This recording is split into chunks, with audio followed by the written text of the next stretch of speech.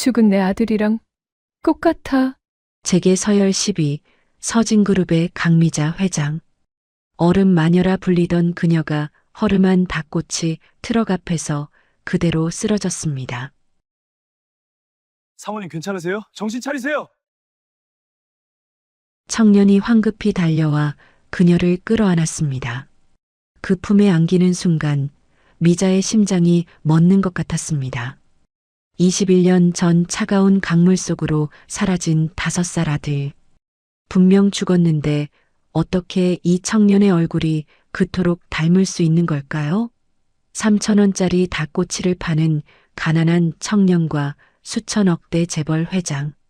절대 만날 일 없던 두 사람의 운명이 이 밤 뒤엉키기 시작합니다. 이 이야기가 궁금하시다면 구독, 좋아요 부탁드립니다. 댓글로 여러분의 소중한 의견도 남겨주세요. 영하 15도. 서울 변두리의 으스스한 골목에는 칼바람이 휘몰아치고 있었습니다. 재개발을 앞둔 이 동네는 절반 이상의 주민이 떠난 뒤였고 남은 건물들은 금이 가고 페인트가 벗겨진 채 을씨년스럽기 그지없었죠. 그런데 그 어둠 속에서 유독 환하게 빛나는 곳이 하나 있었습니다.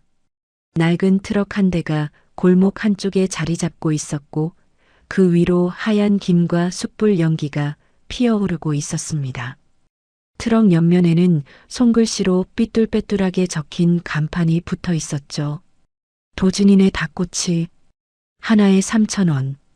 트럭 안에서 닭꼬치를 굽고 있는 청년의 이름은 박도진, 26살이었습니다. 놀랍게도 그는 영하의 날씨에 반팔 차림이었습니다. 숯불 앞에 하루 종일 서 있다 보면 반팔이 아니고서는 땀이 쏟아지기 때문이었죠. 바로 그때였습니다. 골목 저 끝에서 비틀거리는 인형 하나가 나타났습니다. 가로등 불빛이 닿지 않는 어둠 속에서 천천히 다가오는 그 모습은 마치 귀신이 걸어오는 것처럼 기이했습니다. 한 발짝, 두 발짝. 어둠 속에서 걸어 나온 것은 중년의 여성이었습니다. 머리카락은 반쯤 흐트러져 있었고 걸음거리는 방향을 잃은 사람처럼 흔들거렸습니다. 그런데 이상한 건 그녀가 입고 있는 옷이었습니다. 캐시미어 소재의 명품 코트. 어디서 봐도 재벌가 사모님 같은 차림새였죠. 그녀는 국내 굴지의 유통그룹 서진의 강미자 회장, 55살이었습니다. 재계에서는 얼음 마녀라는 별명으로 불리는 인물이었죠. 하지만 지금 미자의 모습에서 그런 위험은 찾아볼 수 없었습니다. 사실 미자는 요즘 심각한 우울증에 시달리고 있었습니다. 그 모든 것의 원인은 하나였습니다. 21년 전 유람선 사고로 차가운 강물 속에 사라진 5살 난 아들. 시간이 지나면 무뎌질 줄 알았던 그리움은 오히려 나이가 들수록 더 날카롭게 가슴을 찔렀습니다. 오늘 밤도 잠을 이루지 못하고 거리를 배회하다가 숯불에 구워지는 닭고기 냄새에 홀린 듯 발걸음을 옮겼던 것이죠. 도진은 환하게 웃으며 손님을 맞이했습니다. 어서 오세요. 닭꼬치 드릴까요? 그 순간이었습니다. 미자의 눈동자가 지진이 난 것처럼 흔들렸습니다. 도진의 웃는 얼굴을 마주하는 순간 머릿속이 새하얗게 변했습니다. 저 웃는 인매, 저 눈꼬리의 처짐, 21년 전 차가운 강물 속으로 사라진 5살 아들.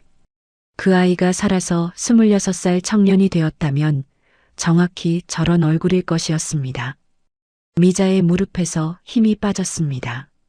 명품 코트가 더러워지는 것도 잊은 채 그 자리에 털썩 주저앉았습니다. 도진은 당황해서 불이 나게 트럭에서 뛰어내렸습니다. 사모님, 괜찮으세요? 도진이 어깨를 부축하자 미자의 손이 그의 손목을 덥석 잡았습니다. 눈에서는 눈물이 주르륵 흘러내리고 있었죠.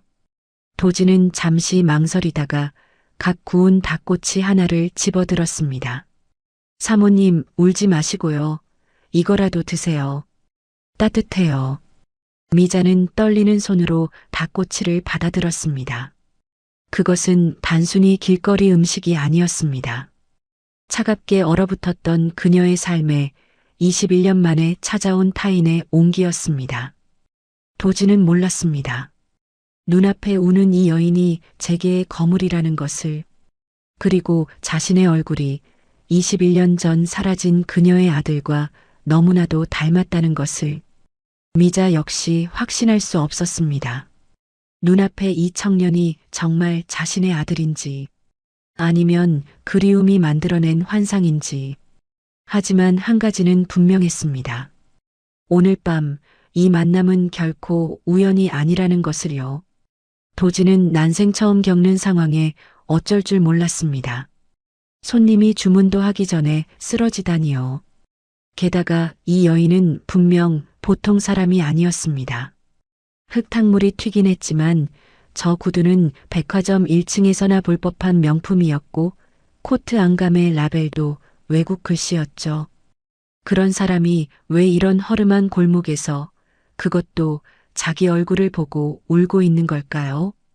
도지는 고개를 갸웃거리면서도 일단 여인을 부축했습니다. 차가운 밤 공기에 여인의 손이 얼음장 같았습니다. 그런데 이상했습니다. 분명 처음 보는 사람인데 왠지 모르게 마음이 아렸습니다. 미자는 도진의 손을 꽉 잡은 채 떨고 있었습니다. 가까이서 보니 더 확실했습니다. 눈매, 코, 입술 라인까지 21년 전 잃어버린 아들의 얼굴이 고스란히 겹쳐 보였습니다. 하지만 미자는 아무 말도 할 수 없었습니다. 만약 이 청년이 정말 민수라면 어떡하죠? 만약 아니라면요. 희망을 품었다가 또다시 무너질 자신이 없었습니다. 비슷한 또래의 청년을 볼 때마다 쫓아갔다가 다른 사람인 걸 확인하고 무너지기를 수없이 반복했으니까요. 도지는 울고 있는 미자를 물끄러미 바라보다가 트럭으로 돌아갔습니다. 방금 구운 닭꼬치 중 가장 잘 익은 것을 골라 다시 미자 앞에 쪼그리고 앉았습니다. 사모님, 혹시 많이 배고프셨어요? 울지 마시고 이거라도 드셔보세요. 미자는 고개를 들어 도진을 바라보았습니다. 숯불 연기 사이로 청년의 얼굴이 흐릿하게 일렁거렸습니다. 미자는 떨리는 손으로 닭꼬치를 받아 한 입 베어 물었습니다. 달콤한 양념이 입안에 퍼지는 순간 며칠째 아무것도 넘어가지 않던 목구멍이 스르륵 열렸습니다. 미자는 허겁지겁 먹기 시작했어요. 먹으면서도 눈물이 멈추지 않았죠. 눈물이 볼을 타고 흘러내려 닭꼬치 위에 떨어졌습니다. 미자는 그것마저 삼켰어요. 도지는 아무 말 없이 옆에 앉아 있었습니다. 왜 우는지 묻지 않았어요. 그저 곁에 있어 주었죠. 닭꼬치 하나를 다 먹고 나서야 미자는 겨우 숨을 고를 수 있었습니다. 고마워요, 청년. 얼마예요? 아이고, 됐어요. 그냥 드리는 거예요. 우시는 분한테 어떻게 돈을 받아요? 미자는 그 말에 또 눈시울이 붉어졌습니다. 재벌 회장이 된 뒤로는 모든 사람이 자기 앞에서 굽실거렸습니다. 하지만 그건 진심이 아니었죠. 그런데 이 청년은 달랐습니다. 자기가 누군지도 모르면서 그냥 안쓰러워서 닭꼬치를 건넨 것이었습니다. 미자는 코트 주머니에서 10만 원짜리 수표를 꺼내 도진의 손에 쥐어주었습니다. 받아요. 내가 주고 싶어서 주는 거야. 도진이 손사래를 쳤지만 미자는 단호하게 말하고 비틀거리며 일어섰습니다. 그리고 마지막으로 도진의 얼굴을 오래도록 바라보았습니다. 청년, 이름이 뭐예요? 박도진이요. 미자는 대답 대신 쓸쓸하게 웃고 어둠 속으로 걸어갔습니다. 도진은 그 뒷모습을 한참 동안 바라보았습니다. 왠지 모르게 가슴이 먹먹했습니다. 저 여자분이 왜 울었는지, 왜 자기 얼굴을 보고 저렇게 흔들렸는지 알 수 없었습니다. 한편 골목을 빠져나온 미자는 대로변의 승용차에 올라탔습니다. 운전석에는 비서실장 김 실장이 초조한 표정으로 기다리고 있었죠. 회장님, 대체 어디 계셨습니까? 연락도 안 되시고. 미자는 대답하지 않았습니다. 그저 창밖을 멍하니 바라보았죠. 김 실장은 백미러로 미자의 얼굴을 살폈습니다. 눈이 퉁퉁 부어 있었어요. 20년 넘게 미자 곁에서 일하면서 이런 표정을 본 적이 한 번도 없었습니다. 김 실장은 더 이상 묻지 않았어요. 무슨 일이 있었는지 알 수 없지만 지금은 조용히 있는 게 나을 것 같았습니다.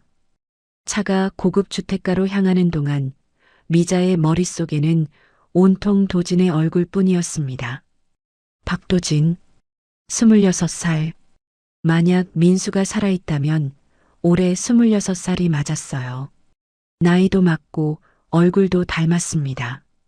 하지만 그것만으로 확신할 수는 없었죠. 미자는 주먹을 꽉 쥐었습니다. 손톱이 손바닥을 파고들었지만 아프지 않았어요. 반드시 확인해야 합니다. 저 청년이 정말 민수인지 아닌지를요. 그날 이후 이상한 일이 벌어지기 시작했습니다. 매일 밤 9시만 되면 어김없이 검은색 고급 승용차 한 대가 골목 입구에 멈춰 섰습니다. 그리고 그 차에서 내리는 사람은 언제나 같았죠. 캐시미어 코트를 입은 중년의 여성. 바로 그날 밤 닭꼬치를 먹으며 울었던 그 사모님이었습니다. 도진은 처음에는 신기했습니다. 저렇게 부자처럼 보이는 사람이 왜 매일 밤 이런 허름한 트럭을 찾아오는 걸까요? 닭꼬치가 그렇게 맛있긴 하지만 그래도 좀 이상했습니다. 미자는 매번 닭꼬치 2개를 주문했습니다. 그리고 트럭 앞에 놓인 낡은 플라스틱 의자에 앉아 천천히 먹었죠. 먹는 동안 내내 도진을 바라보았습니다. 도진이 닭꼬치를 굽는 모습, 손님을 맞이하는 모습, 웃는 모습, 하나도 놓치지 않겠다는 듯이 눈에 담았습니다. 도진은 그 시선이 부담스러우면서도 왠지 싫지 않았습니다. 마치 오래전부터 알던 사람 같은 편안함이 느껴졌으니까요. 한편 미자의 비서실장 김 실장은 속이 타들어가고 있었습니다. 제게 거물인 서진그룹 회장이 매일 밤 수상한 골목을 드나든다는 소문이라도 나면 큰일이었죠. 게다가 미자는 경호원도 없이 혼자 트럭에 앉아 있었습니다. 회장님, 제발 조심하셔야 합니다. 이런 곳에서 무슨 일이라도 생기면. 김 실장이 애원하듯 말했지만 미자는 단호했습니다. 김 실장, 나는 괜찮아. 그냥 닭꼬치가 먹고 싶어서 오는 거야. 물론 거짓말이었습니다. 미자가 매일 밤 이곳을 찾는 이유는 닭꼬치 때문이 아니었죠. 도진을 보기 위해서였습니다. 도진의 얼굴을, 목소리를, 행동 하나하나를 관찰하기 위해서였습니다. 그러던 어느 날 밤이었습니다. 미자는 평소처럼 트럭 앞 의자에 앉아 닭꼬치를 먹고 있었습니다. 도진은 숯불 앞에서 연신 닭꼬치를 뒤집고 있었죠. 그때 갑자기 바람 방향이 바뀌면서 매운 숯불 연기가 도진의 얼굴로 확 밀려왔습니다. 도진은 눈을 찡그렸습니다. 그런데 이상했습니다. 오른쪽 눈은 그대로인데 왼쪽 눈만 실룩실룩 움직였습니다. 마치 윙크를 하는 것처럼요. 미자는 닭꼬치를 들고 있던 손이 굳어버렸습니다. 심장이 쿵 하고 내려앉았어요. 저 버릇. 저건 분명히. 미자 본인도 똑같은 버릇이 있었습니다. 긴장하거나 매운 것을 맡으면 왼쪽 눈만 실룩거리는 버릇. 의사가 유전이라고 했었죠. 돌아가신 어머니도, 미자 본인도, 그리고 어린 민수도 똑같은 버릇이 있었습니다. 미자의 손이 부들부들 떨리기 시작했어요. 닭꼬치가 바닥에 떨어질 뻔했죠. 도진은 연기가 가시자 아무렇지 않게 다시 닭꼬치를 굽기 시작했습니다. 자기가 방금 무슨 행동을 했는지도 모르는 눈치였죠. 미자는 떨리는 목소리로 물었습니다. 도진 씨, 혹시 부모님은 안 계세요? 도진은 닭꼬치를 뒤집던 손을 멈추었습니다. 잠시 생각하더니 담담하게 대답했습니다. 네, 어린 때 사고로 두 분 다 돌아가셨대요. 저는 기억이 없어요. 할머니한테 들은 거예요. 사고요? 무슨 사고였는데요? 도진은 고개를 저었습니다. 그건 저도 잘 몰라요. 할머니가 말씀 안 해주시거든요. 물어보면 그냥 우시기만 하세요. 미자는 가슴이 조여왔습니다. 부모가 사고로 돌아가셨다. 기억이 없다. 할머니가 키웠다. 모든 것이 맞아떨어지는 것 같았습니다. 그럼 할머니는 지금 건강하세요? 지금 병원에 입원해 계세요. 많이 편찮으셔서요. 도진의 목소리가 조금 가라앉았습니다. 숯불을 바라보는 눈빛이 쓸쓸해졌죠. 병원비가 많이 밀려 있거든요. 그래서 대학도 포기하고 이렇게 장사하는 거예요. 할머니가 저를 키워주셨는데 제가 할머니 못 모시면 안 되잖아요. 미자는 목이 메었습니다. 이 청년은 할머니 병원비를 벌기 위해 영하의 날씨에 반팔로 닭꼬치를 굽고 있었던 것입니다.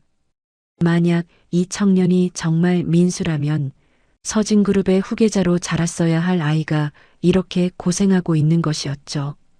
미자는 주먹을 꽉 쥐었습니다. 할머니, 성함이 어떻게 되세요? 이순자요. 왜요? 미자는 대답하지 않았습니다. 그저 그 이름을 가슴속에 새겨두었습니다. 이순자, 도진을 키워준 할머니. 그날 밤 미자는 평소보다 일찍 자리에서 일어났습니다. 도진에게 인사도 제대로 하지 않고 서둘러 차에 올라탔죠. 김 실장이 백미러로 미자의 얼굴을 살폈습니다. 미자의 눈빛이 달라져 있었습니다. 며칠 전의 슬픔과 혼란 대신 뭔가 결심한 사람의 단단함이 느껴졌습니다. 김 실장, 예, 회장님, 이순자라는 사람을 찾아 70대 후반 여성이고 지금 어딘가 병원에 입원해 있을 거야. 김 실장은 영문을 몰랐지만 질문하지 않았습니다. 20년 넘게 미자 곁에서 일하면서 배운 게 있었죠. 회장님이 저런 눈빛을 할 때는 무조건 따르는 게 상책이라는 것을요. 알겠습니다. 바로 조사하겠습니다. 차가 어둠 속으로 사라지는 동안 도진은 트럭 앞에 서서 그 뒷모습을 바라보고 있었습니다. 이상한 사모님이었습니다. 매일 밤 찾아와서 닭꼬치를 먹고 자기를 뚫어지게 쳐다보고 갑자기 할머니 이름까지 물어보더니 황급히 떠나버리다니요. 도진은 고개를 갸웃거렸습니다. 저 사람은 대체 누구일까요? 왜 자꾸 자기에게 관심을 보이는 걸까요? 분명 뭔가 사연이 있는 것 같았습니다. 하지만 뭔지는 알 수 없었죠. 도진은 어깨를 으쓱하고 다시 숯불 앞으로 돌아갔습니다. 생각해봤자 답이 나올 리 없었으니까요. 그는 다음 손님을 위해 닭꼬치를 굽기 시작했습니다. 며칠 뒤 그날 밤은 유난히 하늘이 어두웠습니다. 미자는 평소처럼 9시에 트럭을 찾았습니다. 도진은 밝게 웃으며 그녀를 맞이했죠. 이제는 서로 얼굴을 익힌 사이가 되어 있었습니다. 사모님, 오늘도 오셨네요. 닭꼬치 2개 드릴까요? 미자는 고개를 끄덕이며 늘 앉던 플라스틱 의자에 앉았습니다. 도진이 닭꼬치를 굽는 모습을 바라보며 마음이 편안해지는 것을 느꼈죠. 그때였습니다. 갑자기 하늘에서 번개가 번쩍였습니다. 곧이어 귀를 찢는 듯한 천둥 소리가 골목을 뒤흔들었습니다. 그리고 마치 하늘에 구멍이 뚫린 것처럼 폭우가 쏟아지기 시작했습니다. 빗줄기가 너무 거세서 앞이 보이지 않을 정도였습니다. 트럭 천막을 때리는 빗소리가 마치 북을 치는 것처럼 요란했죠. 미자는 황급히 트럭 안쪽으로 몸을 피했습니다. 그런데 그 순간 이상한 광경이 눈에 들어왔습니다. 도진이 굳어 있었습니다. 방금 전까지 밝게 웃던 도진의 얼굴이 새하얗게 질려 있었죠. 손에 들고 있던 집게가 바닥에 떨어졌습니다. 도진은 두 손으로 귀를 막고 그 자리에 주저앉았어요. 도진 씨? 도진 씨. 미자가 다급하게 불렀지만 도진은 대답하지 않았습니다. 온몸을 부들부들 떨며 웅크리고 있었죠. 숨을 제대로 쉬지 못하는 것 같았습니다. 가슴을 움켜쥐고 헐떡거리는 모습이 마치 물에 빠진 사람 같았습니다. 그리고 도진의 입에서 알 수 없는 말이 흘러나왔어요. 살려주세요. 물이 차가워요. 미자의 심장이 멈추는 것 같았습니다. 저 말은 뭘까요? 물이 차갑다니요. 미자는 생각할 겨를도 없이 폭우 속으로 뛰어들었습니다. 명품 코트가 순식간에 흠뻑 젖었지만 상관없었습니다. 미자는 웅크리고 있는 도진에게 달려가 그를 꽉 안았어요. 도진아, 정신 차려. 괜찮아, 괜찮아. 미자는 자기도 모르게 도진을 반말로 불렀습니다. 마치 어린아이를 달래듯 도진의 등을 토닥거렸어요. 도진은 미자의 품에 안긴 채 한참을 떨었습니다. 얼마나 시간이 흘렀을까요? 천둥 소리가 조금 멀어지자 도진의 떨림도 조금씩 가라앉았습니다. 도진은 겨우 정신을 차리고 미자를 올려다보았습니다. 눈가가 붉어져 있었죠. 죄송해요, 사모님. 제가 갑자기 이래서. 괜찮아. 무슨 일이야? 왜 그런 거야? 도진은 한참 동안 말이 없었습니다. 그러다 힘없이 입을 열었습니다. 저 비만 오면 이래요. 특히 천둥치고 폭우가 쏟아지면 숨을 못 쉬겠어요. 미자는 도진의 얼굴을 빤히 바라보았습니다. 도진의 눈에는 공포가 서려 있었습니다. 단순히 비가 무서운 정도가 아니었어요. 뭔가 깊은 트라우마가 있는 눈빛이었죠. 왜 비가 무서운 거야? 도진은 고개를 떨구었습니다. 잘 모르겠어요. 그냥 비가 오면 어릴 때 일이 떠올라요. 제가 5살 때 물에 빠져서 죽을 뻔했대요. 할머니한테 들었어요. 미자의 숨이 턱 막혔습니다. 5살, 물에 빠졌다. 모든 것이 맞아떨어지고 있었습니다. 그때 기억나는 거 있어? 도진은 천천히 고개를 저었습니다. 기억이 거의 없어요. 그냥 차가운 물속에서 허우적거렸던 느낌만 어렴풋이 나요. 눈을 떠보니까 강가였고 할머니가 절 내려다보고 계셨어요. 그게 제 가장 오래된 기억이에요. 미자의 눈에서 눈물이 흘러내렸습니다. 빗물인지 눈물인지 구분이 되지 않았죠. 21년 전 아들 민수가 사라진 날도 폭우가 쏟아지던 밤이었습니다. 유람선 사고라고 했지만 사실 그날의 기억은 미자에게도 악몽 같았습니다. 경찰은 시신을 찾지 못했다고 했습니다. 한강 물살에 떠내려갔을 거라고요. 그런데 만약에요. 민수가 죽지 않고 살아났다면요. 누군가가 강가에서 민수를 발견하고 살려냈다면요. 미자는 도진을 바라보았습니다. 비에 젖은 도진의 얼굴이 흐릿하게 보였습니다. 하지만 그 눈빛만큼은 선명했죠. 21년 전 5살 민수가 가지고 있던 그 맑은 눈빛과 똑같았습니다. 미자의 마음속에서 확신이 자라나고 있었습니다. 하지만 동시에 무서운 의문도 떠올랐습니다. 만약 민수가 정말 살아있다면 그날 밤 유람선에서 대체 무슨 일이 있었던 걸까요? 정말 단순한 사고였을까요? 미자의 눈빛이 차갑게 가라앉았습니다. 반드시 밝혀내야 합니다. 21년 전 그날 밤 진짜로 무슨 일이 있었는지를요. 한편 미자만 도진을 지켜보고 있었던 게 아니었습니다. 어둠 속에서 또 다른 눈이 그들을 감시하고 있었죠. 서울 강남의 초고층 빌딩, 서진그룹 본사 40층 전무실, 통유리창 너머로 서울의 야경이 한눈에 내려다 보였습니다. 이 방의 주인인 강철민 전무는 가죽 의자에 깊이 파묻혀 서류를 넘기고 있었습니다. 50살의 그는 강미자 회장의 사촌 동생이자 서진그룹의 2인자였죠. 겉으로 보기에 철민은 완벽한 충신이자 가족이었습니다. 회장인 미자 앞에서는 언제나 공손했고 그룹을 위해 밤낮 없이 일하는 것처럼 보였죠. 하지만 그의 속마음은 달랐습니다. 철민은 오래전부터 회장 자리를 노리고 있었습니다. 미자에게는 자식이 없었습니다. 정확히 말하면 21년 전 유일한 아들을 잃은 뒤로 후계자가 없는 상태였죠. 철민은 그 점을 노렸습니다. 미자가 은퇴하거나 세상을 떠나면 자연스럽게 자신이 그룹을 물려받을 수 있을 거라고 생각했습니다. 그런데 요즘 이상한 소문이 돌고 있었습니다. 회장이 밤마다 어딘가를 드나든다는 것이었죠. 그것도 경호원 없이 혼자서요. 철민은 신복에게 미자의 동선을 감시하라고 지시했습니다.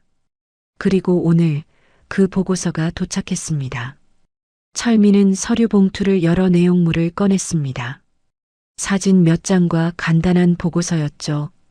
철민은 코웃음을 쳤습니다. 닭꼬치 트럭이라고? 회장님이 밤마다 포장마차를 간다고? 철민은 피식 웃었습니다. 노인네가 드디어 정신이 이상해진 모양이라고 생각했죠. 그러면서 무심코 사진을 넘겼습니다. 트럭 사진, 골목 사진, 그리고 마지막 사진. 철민의 손이 멈추었습니다. 숯불 앞에서 닭꼬치를 굽고 있는 청년의 사진이었습니다. 반팔 차림에 밝게 웃고 있는 26살 청년. 철민은 그 얼굴을 보는 순간 손에 들고 있던 사진을 떨어뜨렸습니다. 심장이 얼어붙는 것 같았습니다.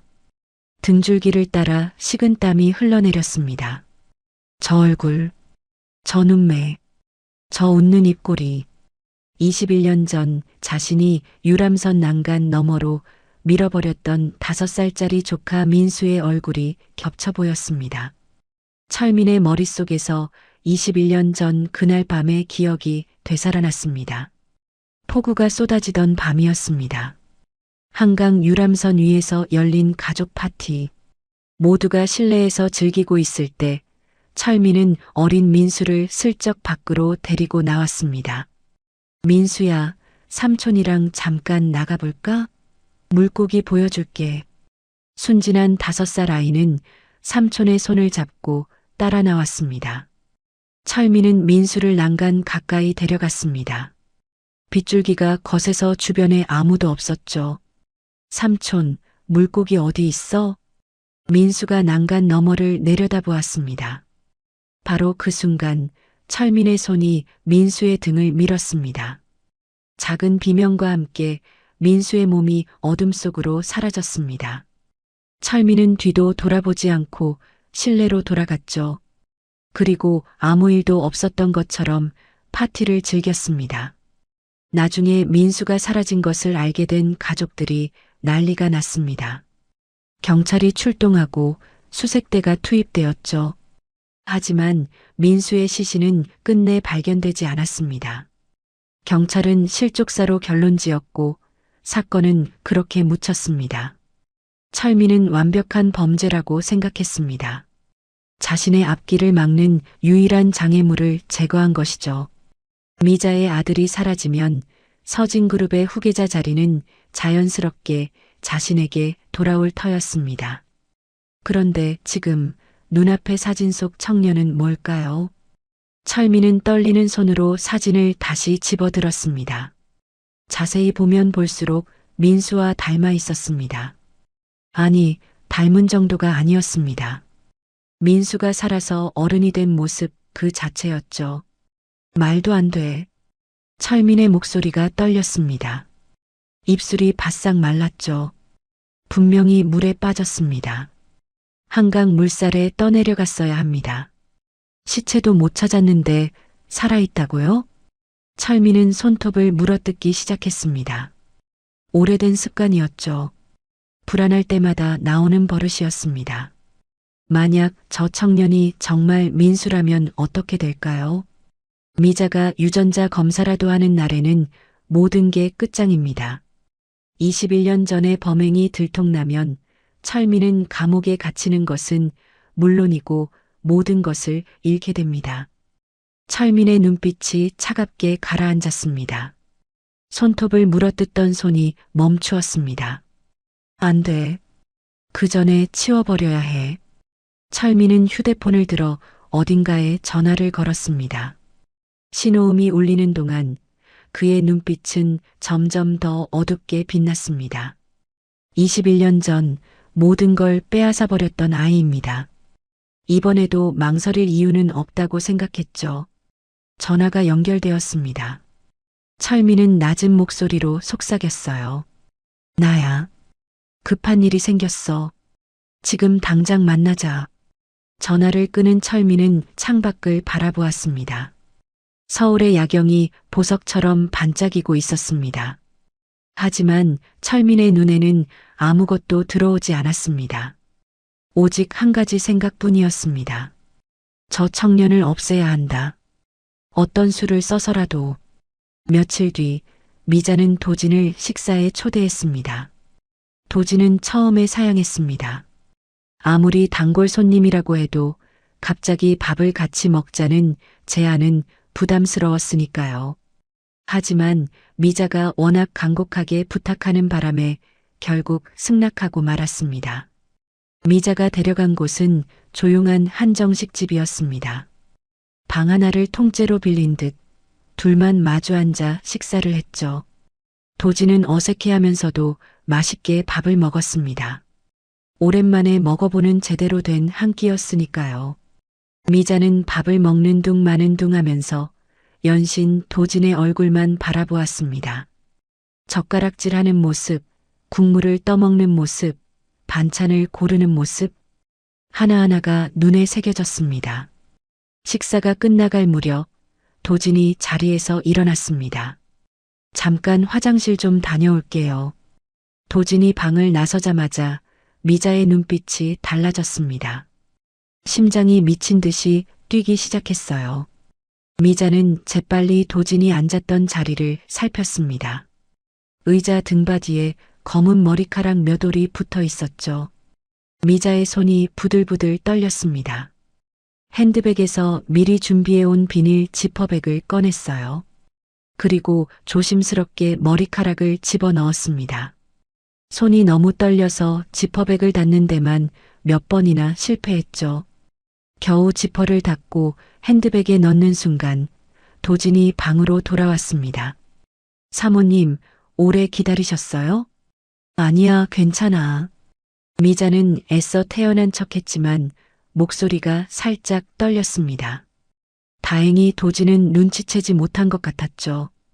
그날 밤 미자는 김 실장에게 머리카락이 든 지퍼백을 건넸습니다. 이걸로 유전자 검사를 해. 최대한 빨리, 그리고 비밀리에. 김 실장은 고개를 끄덕였습니다. 그리고 김 실장에게는 또 다른 임무가 있었습니다. 21년 전 유람선 사고의 진실을 파헤치는 것이었죠. 미자의 지시에 따라 김 실장은 당시 유람선에 타고 있던 선원들을 추적하기 시작했습니다. 대부분의 선원들은 이미 연락이 두절된 상태였습니다. 하지만 끈질긴 조사 끝에 김 실장은 한 사람을 찾아냈습니다. 당시 유람선의 갑판원이었던 60대 남성이었죠. 김 실장이 그를 찾아갔을 때 남자는 처음에 입을 굳게 다물었습니다. 하지만 김 실장이 거액의 돈을 제시하자 남자의 태도가 바뀌었습니다. 사실 저도 그날 밤 이상한 걸 봤어요. 남자의 목소리가 떨렸습니다. 21년 동안 가슴속에 묻어두었던 비밀을 꺼내는 것 같았죠. 그날 밤 비가 엄청 쏟아졌잖아요. 저는 갑판 점검을 하러 나갔다가 이상한 장면을 봤어요.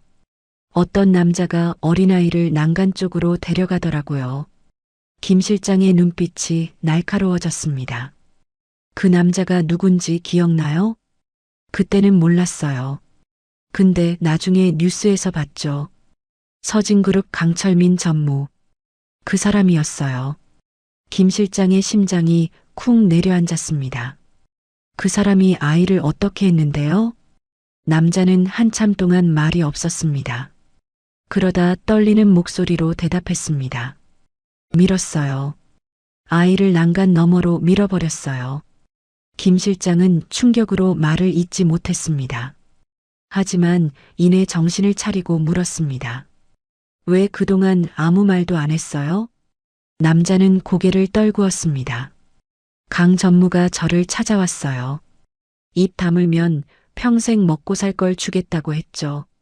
거절하면 제 가족한테 해코지하겠다고 협박했고요. 저는 무서워서 그냥 돈을 받고 입을 다물었어요. 남자는 주머니에서 낡은 카세트 테이프를 꺼냈습니다. 이건 그때 강 전무가 저한테 협박하던 걸 몰래 녹음한 거예요. 혹시나 해서 보관하고 있었어요. 김 실장은 테이프를 받아들었습니다. 손이 떨렸습니다. 이것은 21년 전 사건의 결정적인 증거였으니까요. 며칠 뒤 미자는 서재에 홀로 앉아 있었습니다. 손에는 유전자 검사 결과지가 들려 있었죠. 두 손이 부들부들 떨리고 있었습니다. 결과지에는 이렇게 적혀 있었어요. 친자 관계 성립 확률 99.99%. 미자의 눈에서 눈물이 쏟아졌습니다. 소리 없는 비명이 터져 나왔죠. 결과지를 가슴에 꼭 끌어안았습니다. 살아있었어. 내 새끼가 살아있었어. 미자는 한참 동안 울었어요. 21년 동안 억눌러 왔던 슬픔과 그리움이 한꺼번에 터져 나왔습니다. 기쁨의 눈물이었지만 동시에 억울함의 눈물이기도 했죠. 그때 문이 열리고 김 실장이 들어왔습니다. 그의 손에는 서류 봉투가 들려 있었습니다. 회장님, 21년 전 사건 조사 결과가 나왔습니다. 미자는 눈물을 훔치며 서류를 받아들었습니다. 목격자 진술서, 녹음 테이프 내용 기록, 그리고 사건 정황 분석 보고서, 모든 증거가 한 사람을 가리키고 있었습니다. 강철민, 미자의 사촌 동생이자 서진그룹의 2인자. 미자의 눈빛이 차갑게 가라앉았습니다. 슬픔이 분노로 바뀌는 순간이었죠. 손에 든 서류가 구겨질 정도로 주먹을 꽉 쥐었습니다. 감히 내 아들을. 미자의 목소리가 떨렸습니다. 하지만 그것은 슬픔의 떨림이 아니었습니다. 분노의 떨림이었죠. 21년 전 자신의 아들을 물에 빠뜨려 죽이려 했던 자가 바로 곁에 있었습니다. 그것도 가족인 척하면서요. 미자는 천천히 자리에서 일어났습니다. 창밖을 바라보는 그녀의 눈빛이 서늘하게 빛났습니다. 김 실장. 예, 회장님. 강 전무 동선을 감시해. 24시간 내내. 그리고 이 증거들은 절대로 유출되면 안 돼. 알겠습니다. 미자는 다시 유전자 검사 결과지를 바라보았습니다. 99.99%. 그 숫자가 눈에 박혔습니다. 아들이 살아있었습니다. 하지만 기뻐하기엔 아직 일렀죠. 먼저 해야 할 일이 있었습니다. 21년 전에 죗값을 치르게 해야 합니다. 반드시요. 미자는 김 실장이 찾아낸 주소를 들고 병원을 찾았습니다. 서울 외곽의 작은 병원이었어요. 건물은 낡았고 복도에는 소독약 냄새가 진하게 배어 있었죠. 미자는 오늘은 왠지 발걸음이 무거웠습니다. 호실 번호를 확인하고 문 앞에 섰어요. 손잡이를 잡으려다가 멈추었습니다. 심장이 미친 듯이 뛰었죠. 이 문 너머에는 21년 동안 자신의 아들을 키워준 사람이 있었습니다. 미자는 깊이 숨을 들이쉬고 문을 열었습니다. 병실 안에는 70대 후반의 할머니가 침대에 누워 있었습니다. 흰 머리카락, 주름진 얼굴, 마르고 작은 체구. 할머니는 창밖을 멍하니 바라보고 있었죠. 미자가 들어서자 할머니가 고개를 돌렸습니다. 그리고 미자의 모습을 본 순간 할머니의 눈이 휘둥그레졌습니다. 캐시미어 코트, 진주 목걸이, 귀티나는 분위기.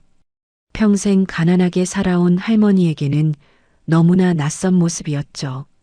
할머니는 본능적으로 이불을 끌어당겨 몸을 움츠렸습니다. 마치 무서운 것을 본 것처럼요. 미자는 천천히 침대 옆으로 다가갔어요. 그리고 의자에 앉아 할머니를 바라보았습니다. 한참 동안 말이 없었죠. 혹시 이순자 할머니 맞으시죠? 할머니는 고개를 끄덕였습니다. 목소리가 떨렸습니다. 네, 맞는데요. 근데 누구세요? 미자는 대답 대신 병실을 둘러보았습니다. 낡은 침대, 허름한 가구, 창가에 놓인 시든 꽃, 그리고 침대 옆 서랍장 위에 낡은 보따리 하나가 눈에 들어왔죠. 미자의 시선이 그 보따리에 멈추었습니다. 왠지 모르게 가슴이 쿵쾅거렸어요. 저 보따리, 뭐예요? 할머니의 얼굴이 굳어졌습니다. 입술이 파르르 떨렸죠. 그건 그냥 오래된 물건이에요. 미자는 자리에서 일어나 보따리에 다가갔습니다. 할머니가 급히 손을 뻗었지만 미자가 더 빨랐어요. 미자는 보따리를 들어 천천히 끈을 풀었습니다. 안에서 작은 옷 한 벌이 나왔어요. 5살짜리 남자아이가 입을 법한 크기의 파란색 옷이었죠. 세월이 흘러 색이 바랬지만 미자는 단번에 알아보았습니다. 손이 덜덜 떨렸어요. 눈앞이 흐려졌습니다. 이 옷, 21년 전 유람선 파티에 갔던 날 밤 민수가 입고 있던 옷이었어요. 미자가 직접 백화점에서 골라 사준 옷이었죠. 미자의 무릎에서 힘이 빠졌습니다. 바닥에 털썩 주저앉았어요. 옷을 가슴에 꼭 끌어안고 소리 없이 울기 시작했습니다. 할머니는 그 모습을 보며 모든 것을 깨달았어요. 눈앞의 여인이 누구인지, 왜 이곳을 찾아왔는지, 할머니의 눈에서도 눈물이 흘러내렸습니다. 떨리는 목소리로 입을 열었죠. 21년 전이었어요.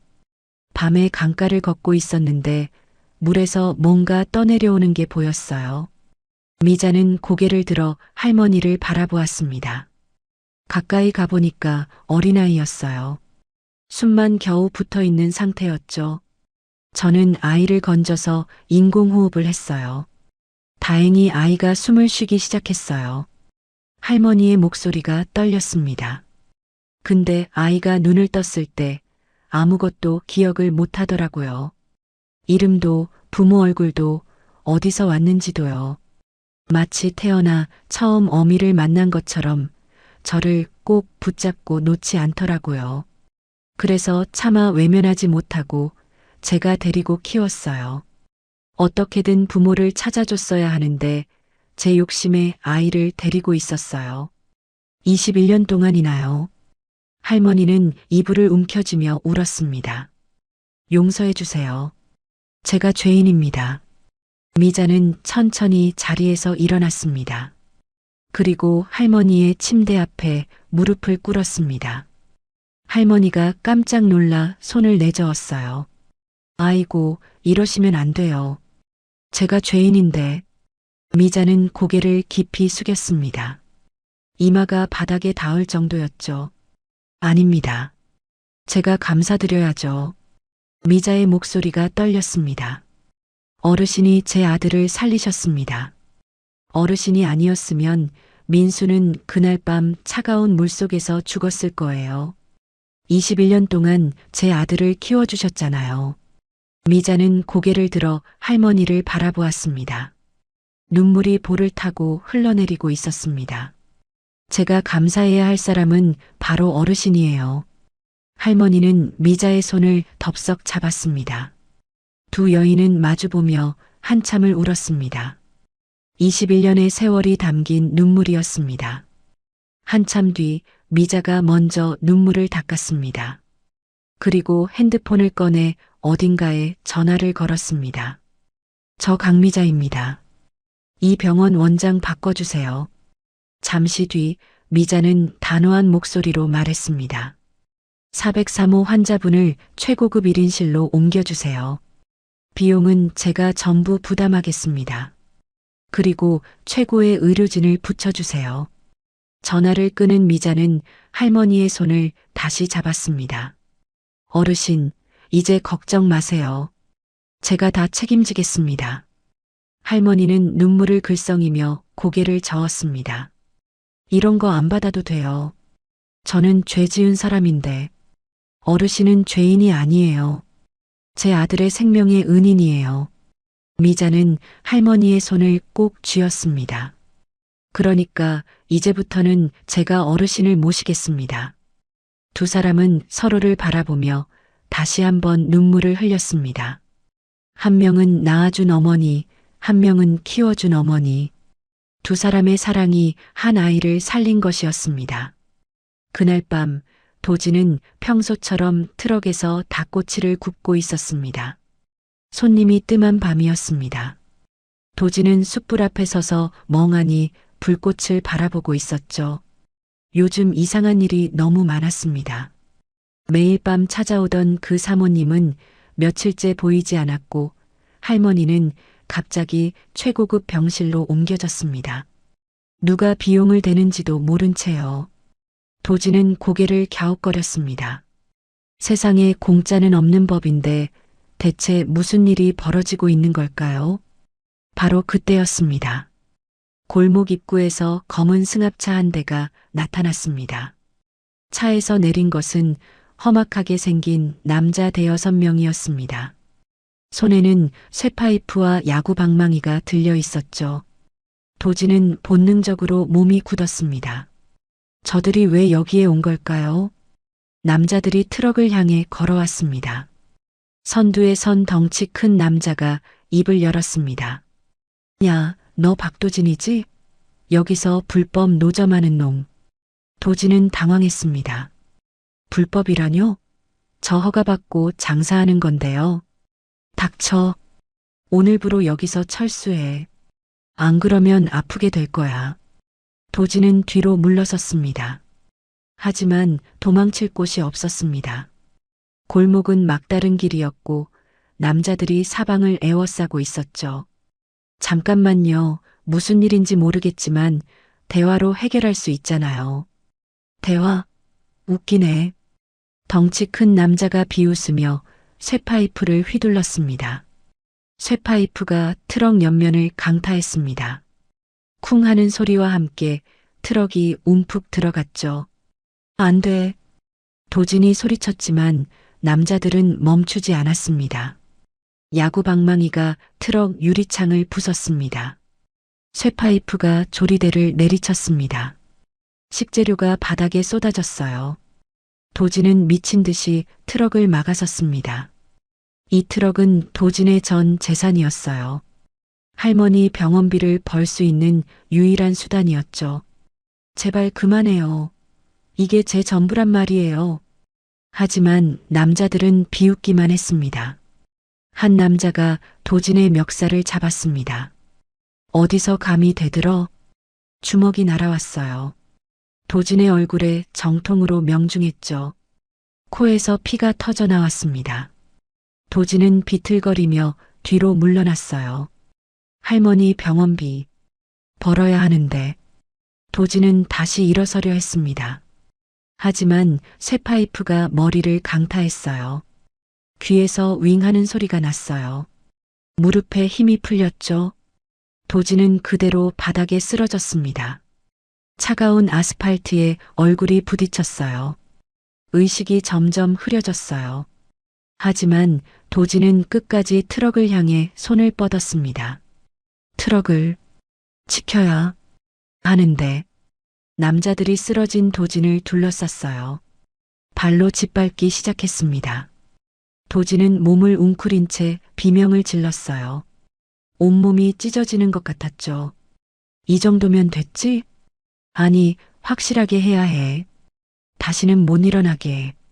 남자들이 쇠파이프를 높이 들어 올렸습니다.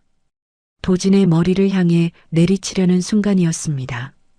바로 그때 칠흑 같은 어둠을 뚫고 날카로운 외침이 들려왔어요. 그 손 당장 치워. 남자들이 움찔하며 뒤를 돌아보았습니다. 골목 입구에 중년의 여성이 서 있었어요. 숨을 헐떡이고 있었고 눈에는 살기가 서려 있었죠. 미자였습니다. 미자는 김 실장에게서 급한 연락을 받고 달려온 것이었습니다. 철민이 도진에게 용역을 보냈다는 정보를 입수한 직후였죠. 미자는 남자들을 향해 걸어왔습니다. 명품 구두가 자갈을 밟는 소리가 골목에 울렸습니다. 내 아들 몸에 손 떼면 너희들 다 죽여버리겠어. 남자들이 어리둥절한 표정을 지었습니다. 뭐야, 이 아줌마. 아줌마, 내가 누군지 알아? 미자의 눈빛이 섬뜩하게 빛났습니다. 나 강미자야. 서진그룹 회장 강미자. 그 이름을 듣는 순간 남자들의 얼굴이 창백해졌습니다. 서진그룹이라면 재계 10위 안에 드는 대기업이었습니다. 그 회장이 여기에 왜 있는 걸까요? 너희를 고용한 게 누군지 뻔히 알아. 강철민이지? 남자들이 서로 눈치를 보았습니다. 지금 당장 꺼져. 안 그러면 내가 직접 경찰에 신고할 거야. 아니, 경찰보다 더 무서운 사람들이 올 거야. 남자들은 더 이상 버티지 못했습니다. 재벌 회장을 상대로 덤빌 배짱은 없었죠. 그들은 쇠파이프를 버리고 황급히 승합차로 뛰어갔습니다. 차가 굉음을 내며 골목을 빠져나갔어요.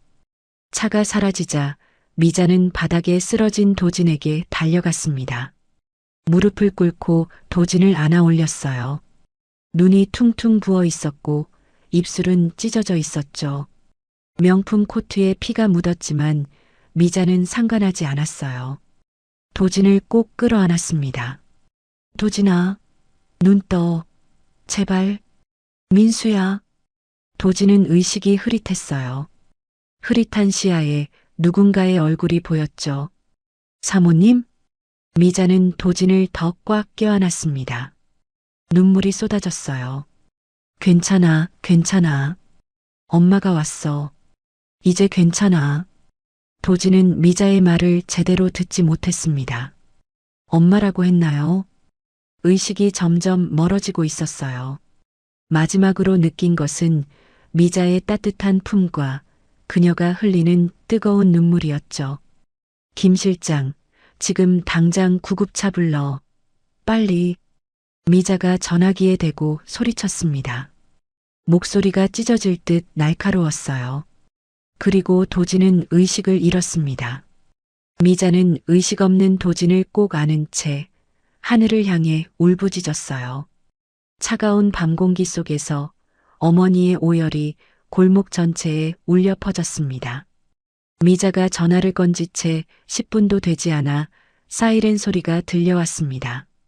경찰차 2대와 구급차 1대가 골목으로 들어왔어요. 뒤이어 검은 양복을 입은 경호원들도 우르르 몰려왔죠.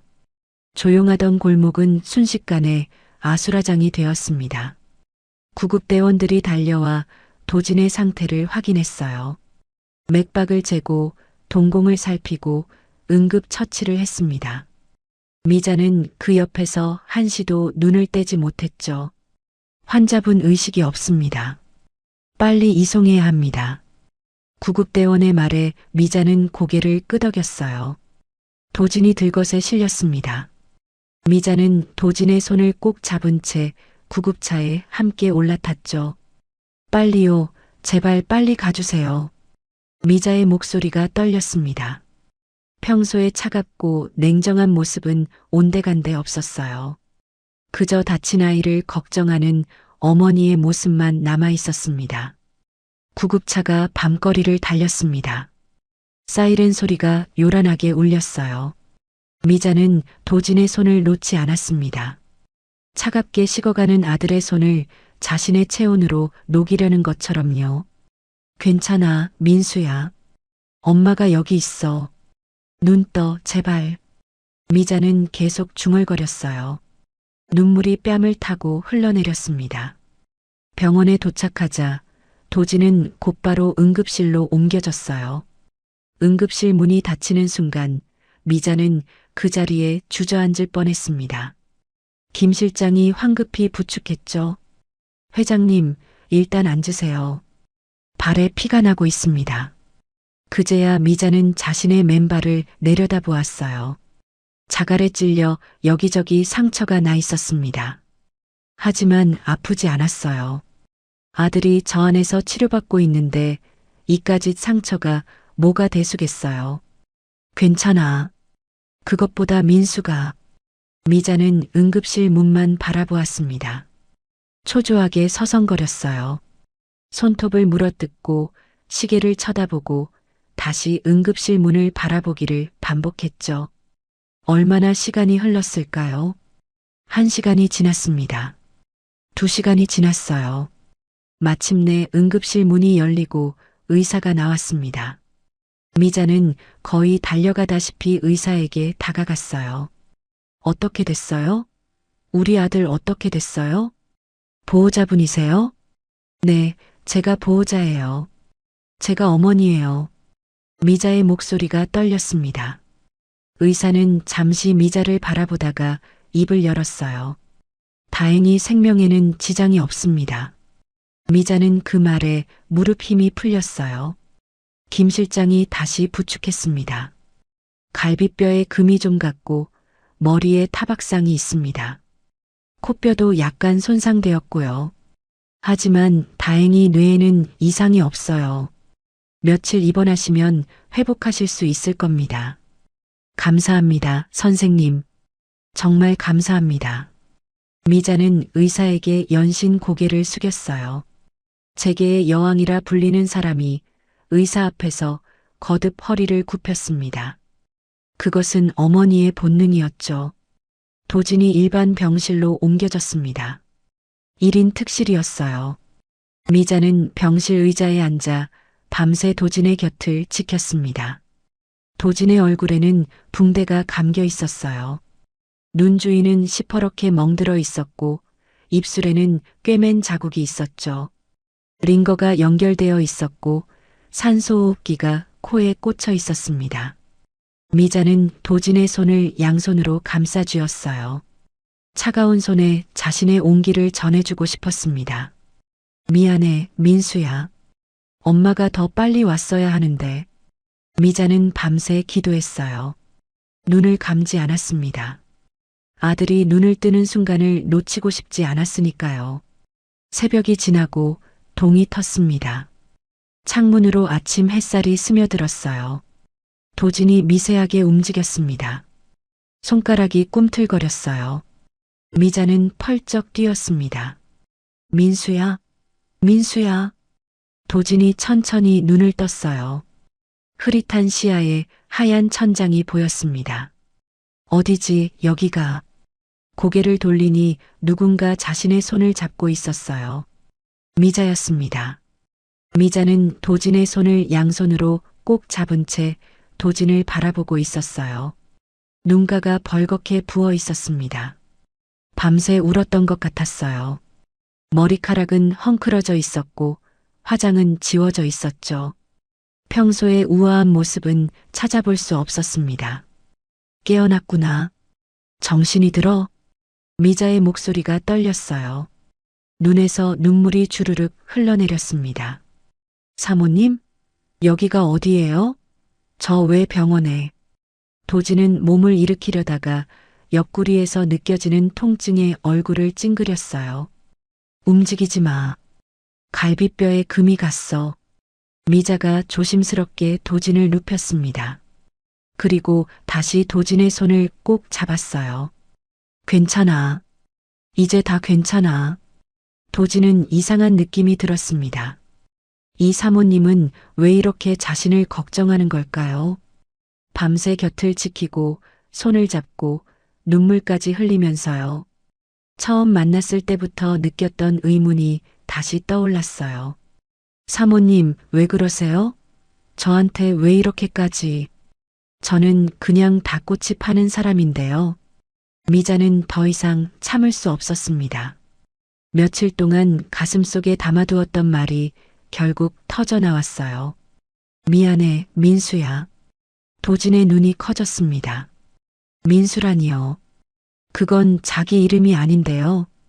민수요? 저는 도진인데요. 사모님, 사람을 잘못 보신 거 아니에요? 아니야. 미자는 단호하게 고개를 저었어요. 눈물이 볼을 타고 흘러내렸습니다. 내 이름은 강민수야. 21년 전에 잃어버린 내 아들이야. 도진은 멍하니 미자를 바라보았어요. 무슨 말인지 이해가 되지 않았습니다. 머리가 하얘졌죠. 무슨 말씀이세요? 저는 박도진이에요.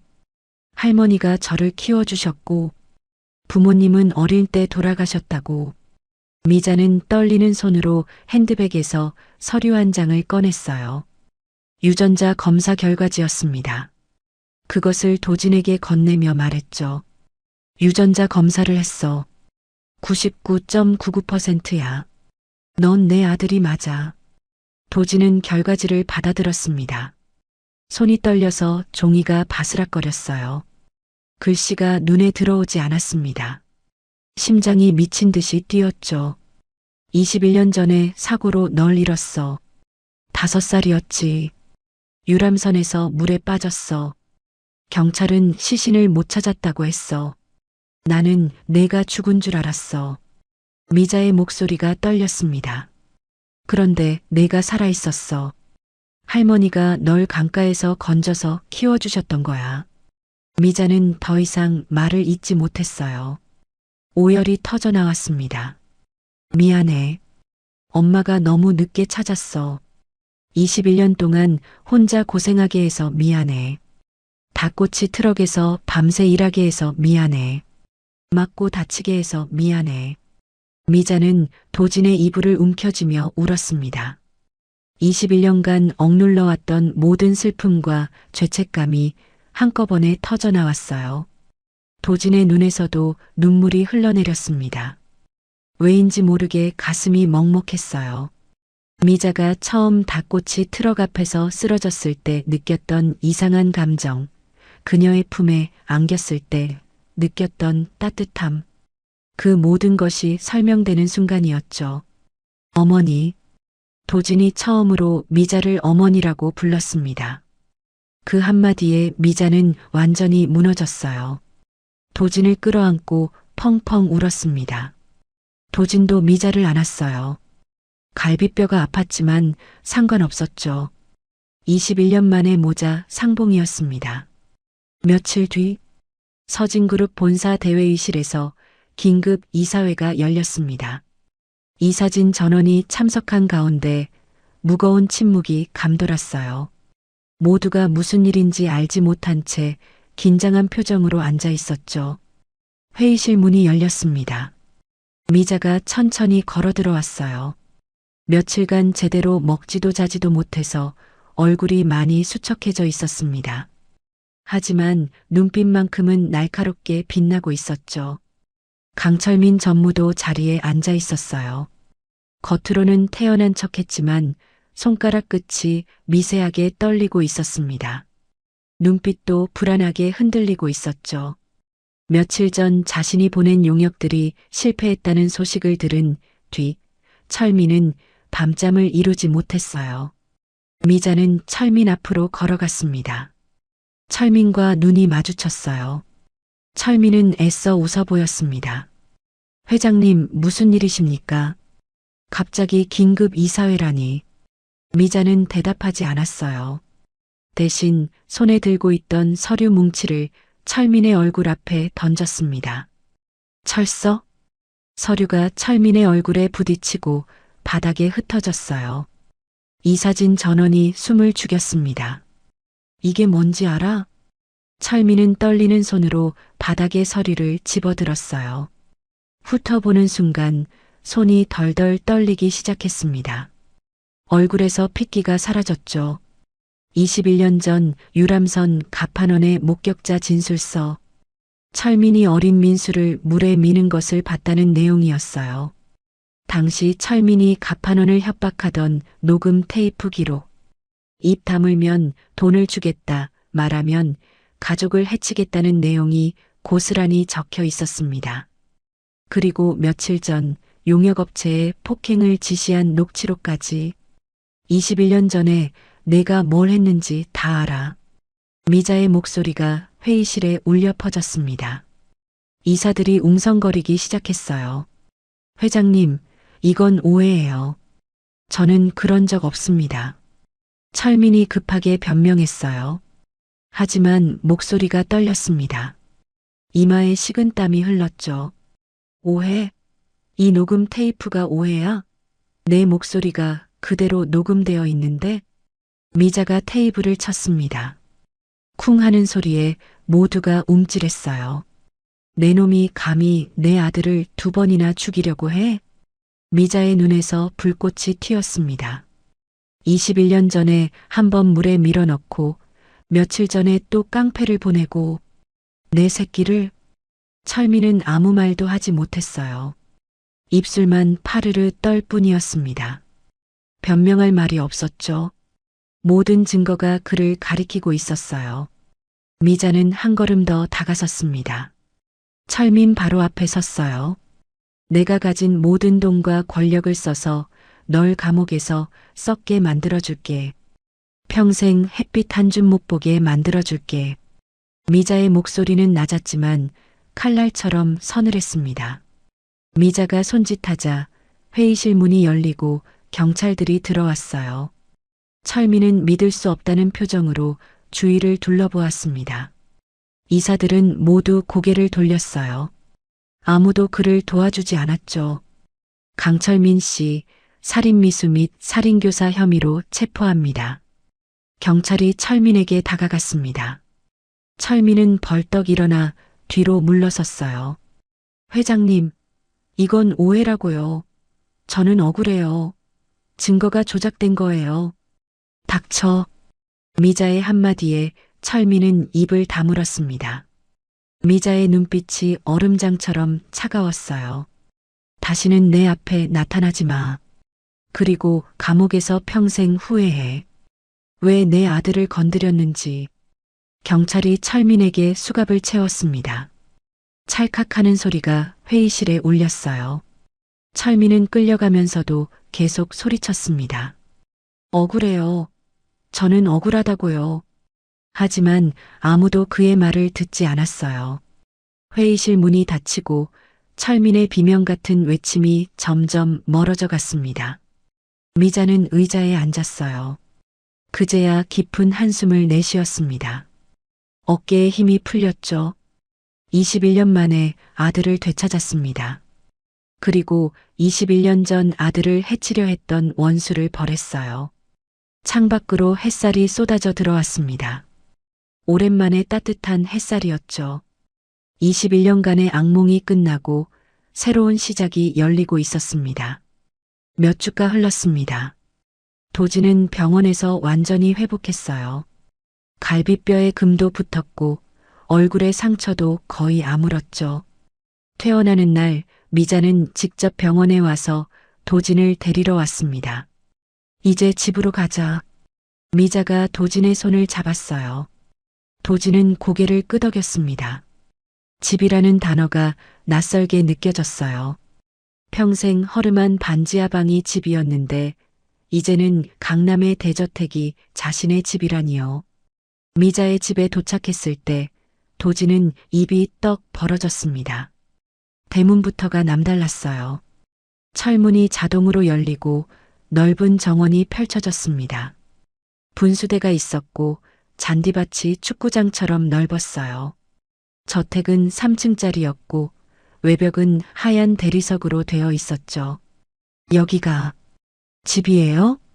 도진은 멍하니 서 있었습니다. 미자가 웃으며 도진의 등을 밀었어요. 그래, 이제 내 집이야. 어서 들어가자. 저택 안은 밖보다 더 화려했습니다. 천장에는 샹들리에가 반짝였고 바닥은 대리석이었어요. 거실에는 그랜드 피아노가 있었고 벽에는 그림들이 걸려 있었죠. 도진은 조심스럽게 발걸음을 옮겼습니다. 혹시라도 뭘 깨뜨릴까봐 무서웠어요. 미자는 그런 도진을 보며 가슴이 아팠습니다. 편하게 다녀. 여기가 내 집이니까. 네. 근데 너무 넓어서요. 길 잃을 것 같아요. 도진이 쑥스럽게 웃었습니다. 미자도 따라 웃었어요. 21년 만에 아들과 함께 웃는 순간이었죠. 그로부터 며칠 뒤 세상은 완전히 달라져 있었습니다. 서진그룹은 21년 만에 돌아온 후계자를 공식 발표했어요. 기자회견장에는 수백 명의 기자들이 몰려들었습니다. 카메라 플래시가 쉴 새 없이 터졌죠. 미자가 마이크 앞에 섰습니다. 그녀의 옆에는 도진이 서 있었어요. 오늘 중대한 발표를 하겠습니다. 미자의 목소리가 회견장에 울려 퍼졌어요. 21년 전 실종되었던 제 아들 강민수가 살아 있었습니다. 그리고 지금 제 옆에 서 있습니다. 회견장이 술렁거렸어요. 기자들이 일제히 손을 들었습니다. 질문이 쏟아졌죠. 회장님, 어떻게 아들을 찾으셨습니까? 21년 동안 어디에 있었습니까? 후계자로 공식 지명하시는 겁니까? 미자는 차분하게 대답했습니다. 제 아들은 그동안 박도진이라는 이름으로 살아왔습니다. 작은 닭꼬치 트럭을 운영하며 성실하게 살아온 청년이에요. 유전자 검사를 통해 친자 관계가 확인되었고 이제 정식으로 가족의 품으로 돌아왔습니다. 기자들의 카메라가 도진에게 집중되었어요. 도진은 긴장한 표정으로 서 있었습니다. 이런 자리는 처음이었으니까요. 기자회견이 끝난 뒤 언론은 연일 이 드라마 같은 이야기를 보도했습니다. 실종된 재벌가 아들 21년 만에 닭꼬치 청년으로 발견. 사촌에게 밀려 강물에 빠졌던 5살 아이 기적적으로 생존. 서진그룹 21년 만에 후계자 되찾다. 기사 제목만 봐도 영화 같은 이야기였어요. 도진의 사진이 신문 일면을 장식했고 방송마다 그의 이야기가 흘러나왔습니다. SNS에서는 관련 해시태그가 실시간 트렌드 1위를 차지했죠. 하지만 도진은 달라지지 않았습니다. 미자가 서진그룹 본사로 도진을 데려갔을 때 도진은 눈이 휘둥그레졌어요. 엘리베이터를 타고 40층까지 올라가는 동안 도진은 창밖을 내다보았습니다. 서울 시내가 발 아래로 내려다 보였어요. 마치 장난감처럼 작게 보였죠. 40층 회장실에 도착했을 때 도진은 다시 한번 놀랐습니다. 회장실은 자신이 살던 반지하방보다 10배는 넓어 보였어요. 통유리창 너머로 서울 전체가 보였습니다. 여기가 회장실이야. 언젠가는 내가 이 자리에 앉게 될 거야. 미자가 회장 의자를 가리키며 말했어요. 도진은 고개를 저었습니다. 어머니, 저는 이런 거 잘 못해요. 미자는 의아한 표정을 지었어요. 무슨 소리야? 넌 서진그룹의 후계자야. 이 모든 게 내 거야. 알아요. 근데 저는 경영보다 다른 걸 하고 싶어요. 도진은 창밖을 바라보았습니다. 멀리 서울 시내가 내려다 보였어요. 고층 빌딩들 사이로 작은 골목들이 보였습니다. 자신이 닭꼬치를 팔던 그 골목도 저 어딘가에 있겠죠. 저처럼 어려운 환경에서 꿈을 포기하는 청년들이 많아요. 대학도 못 가고 취업도 못 하고 그냥 하루하루 버티는 사람들이요. 도진의 목소리가 진지해졌습니다. 저는 운이 좋았어요. 할머니가 저를 키워주셨고 어머니가 저를 찾아주셨잖아요. 하지만 그런 행운이 없는 청년들은 어떡해요? 아무도 손 안 내밀어주면 그 사람들은 평생 그 자리에 갇혀 있어야 해요. 도진이 미자를 바라보았어요. 저는 그런 사람들을 돕고 싶어요. 제가 받은 행운을 다른 사람들한테 나눠주고 싶어요. 미자는 아들의 얼굴을 바라보았습니다.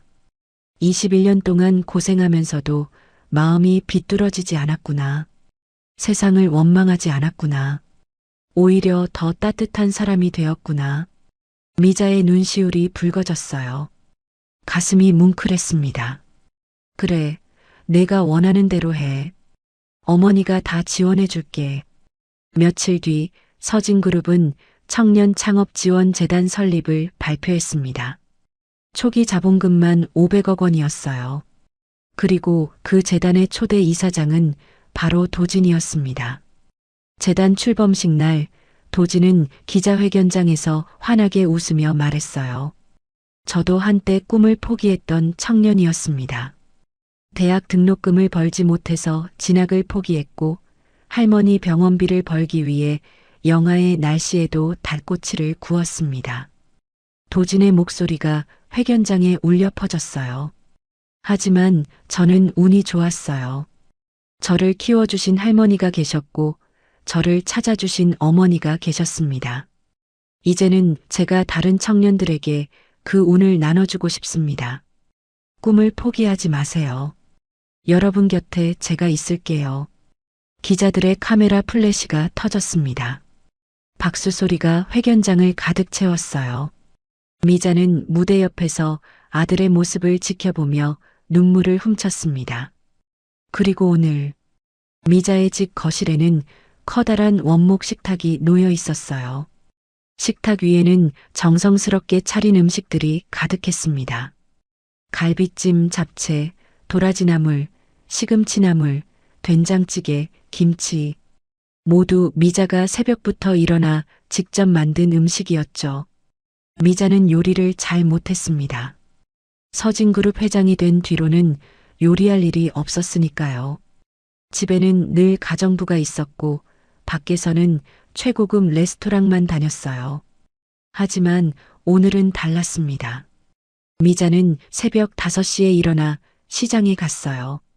직접 좋은 재료를 고르고 집에 와서 요리책을 보며 음식을 만들었습니다. 손을 베기도 하고 음식을 태우기도 했어요. 하지만 포기하지 않았습니다. 21년 만에 아들에게 해주는 첫 집밥이니까요. 식탁에는 세 사람이 앉아 있었습니다. 미자, 도진, 그리고 이순자 할머니. 할머니는 병원에서 완전히 회복한 뒤 미자의 집으로 거처를 옮겼어요. 미자가 할머니를 평생 가족으로 모시겠다고 선언했기 때문이었죠. 처음에 할머니는 극구 사양했습니다. 손사래를 치며 뒷걸음질 쳤어요. 아이고, 이게 무슨 말씀이에요. 저 같은 사람이 어떻게 이런 큰 집에서 살아요. 저는 평생 남의 집 가정부로 살았어요. 그냥 조그만 방 하나면 충분해요. 하지만 미자는 단호했습니다. 할머니의 손을 꼭 잡고 말했어요. 어르신이 아니었으면 제 아들은 이 세상에 없었어요. 21년 전 강가에서 죽어가던 아이를 살려주셨잖아요. 밥 해주시고 학교 보내시려고 새벽부터 일하셨잖아요. 어르신은 제 은인이에요. 아니, 은인 이상이에요. 미자의 눈에 눈물이 고였습니다. 제가 모시는 게 당연한 거예요. 부디 거절하지 마세요. 도진도 할머니의 손을 잡았어요. 손등에 굳은 살이 박인 주름진 손이었습니다. 평생 고생만 하신 손이었죠. 할머니, 이제 고생 그만하세요. 제가 효도할게요. 할머니가 저한테 해주신 것처럼 이제 제가 할머니한테 해드릴게요. 할머니는 결국 눈물을 흘리며 고개를 끄덕였습니다. 두 줄기 눈물이 주름진 볼을 타고 흘러내렸어요. 고마워요. 정말 고마워요.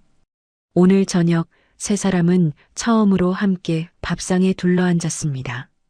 미자가 갈비찜을 할머니의 앞접시에 덜어주었어요. 어르신, 많이 드세요. 제가 직접 만든 거예요. 맛이 좀 없을 수도 있어요. 요리를 잘 못해서. 할머니는 눈물이 글썽한 채 젓가락을 들었습니다. 갈비찜을 한 입 먹고 눈을 감았어요. 맛있어요. 정말 맛있어요. 사실 간이 좀 짰습니다. 갈비도 약간 질겼어요. 하지만 할머니에게는 세상에서 가장 맛있는 음식이었습니다. 평생 남의 집 밥을 해주기만 했던 할머니였어요. 이렇게 누군가가 정성껏 차려준 밥상 앞에 앉아본 적이 없었죠. 고마워요, 회장님. 회장님이라뇨. 미자가 손을 내저었습니다. 그냥 미자라고 불러주세요. 아니, 편하게 딸이라고 생각하셔도 돼요. 우리 이제 가족이잖아요. 미자가 웃으며 말했어요. 할머니도 따라 웃었습니다. 주름진 얼굴에 환한 미소가 번졌죠. 도진은 두 어머니의 모습을 바라보며 가슴이 벅차올랐습니다. 한 분은 자신을 낳아준 어머니, 한 분은 자신을 키워준 어머니, 두 분 다 자신에게는 소중한 어머니였어요. 도진이 된장찌개를 할머니의 밥그릇에 떠주며 말했습니다. 할머니, 이것도 드세요. 어머니가 새벽부터 일어나서 만드신 거예요. 할머니는 음식을 받아들며 눈시울을 붉혔어요. 도진아, 아니 민수야. 뭐라고 불러야 할지 모르겠네. 그냥 편한 대로 부르세요, 할머니. 도진이든 민수든 저는 할머니 손자잖아요. 도진이 환하게 웃었습니다. 할머니의 눈에서 눈물이 떨어졌어요. 할머니가 미안해. 내 진짜 엄마를 더 빨리 찾아줬어야 하는데. 21년 동안 고생만 시켰어. 할머니, 그 말씀 이제 그만하세요. 도진이 할머니의 손을 잡았습니다. 할머니가 저를 살려주셨잖아요. 차가운 강물에서 건져주셨잖아요. 21년 동안 밥 해주시고, 아플 때 간호해주시고, 학교 보내주시려고 새벽부터 일하셨잖아요. 도진의 눈에도 눈물이 고였어요. 할머니는 제 엄마예요. 그건 변하지 않아요. 앞으로도 영원히요. 할머니의 눈에서 눈물이 주르륵 흘러내렸습니다. 미자도 눈물을 훔쳤어요. 미자가 도진에게 밥을 떠주며 말했습니다. 민수야, 아니 도진아. 뭐라고 불러야 할지 나도 모르겠네. 그냥 편한 대로 불러주세요, 어머니. 도진이 웃으며 대답했어요. 도진이든 민수든 저는 어머니 아들이잖아요. 미자의 눈에서 또 눈물이 흘렀습니다. 행복한 눈물이었어요. 밥 먹어. 많이 먹어.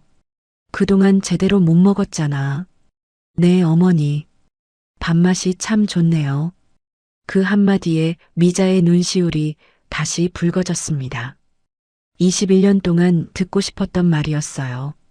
아들이 자신이 해준 밥을 먹으며 맛있다고 말해주는 것. 그 평범한 일상이 미자에게는 기적 같았죠. 정말 맛있어? 간이 좀 짠 것 같은데. 아니에요. 딱 좋아요. 진짜 맛있어요. 도진이 밥을 크게 한 숟갈 떠서 입에 넣었습니다. 오물오물 씹으며 환하게 웃었어요. 그 모습을 보며 미자도 할머니도 따라 웃었습니다. 더 줄까? 갈비찜 더 먹어. 잡채도 더 먹어. 두 어머니가 앞다투어 도진의 접시에 음식을 올려주었어요. 도진의 접시가 산더미처럼 쌓였습니다. 도진은 배가 터질 것 같았지만 행복했어요. 세 사람은 오랫동안 이야기를 나누며 밥을 먹었습니다. 웃고 울고 또 웃었어요. 거실에는 따뜻한 공기가 가득했습니다. 창밖으로 해가 저물고 있었어요. 노을빛이 거실 안으로 스며들어 세 사람의 얼굴을 물들였습니다. 황금빛 노을이 식탁 위에 내려앉았죠. 21년 전 어두운 강물 속에서 시작된 비극. 차가운 물살에 떠내려갔던 5살 아이. 허름한 달꽃이 트럭 앞에서 만난 기적 같은 재회. 그 모든 시련이 끝나고 이제 세 사람은 진정한 가족이 되었습니다. 핏줄로 이어진 가족. 은혜로 이어진 가족. 두 개의 인연이 하나로 합쳐져 이 세상에서 가장 따뜻한 가족이 탄생한 것이에요. 미자는 도진과 할머니를 바라보며 생각했습니다. 이제 더 이상 외롭지 않겠구나. 21년 동안 텅 비어있던 이 집이 이제야 가족의 온기로 가득 찼구나. 도진도 두 어머니를 바라보며 생각했어요. 이제 더 이상 힘들지 않겠구나. 평생 혼자라고 생각했는데 이렇게 따뜻한 가족이 내 곁에 있었구나. 할머니도 두 사람을 바라보며 생각했습니다. 이제 더 이상 미안하지 않아도 되겠구나. 내가 사랑으로 키운 아이가 이렇게 행복해졌구나. 세 사람은 서로를 바라보며 환하게 웃었어요. 어머니, 할머니 사랑해요. 도진이 두 어머니의 손을 잡으며 말했습니다. 미자와 할머니도 도진의 손을 꼭 잡았어요.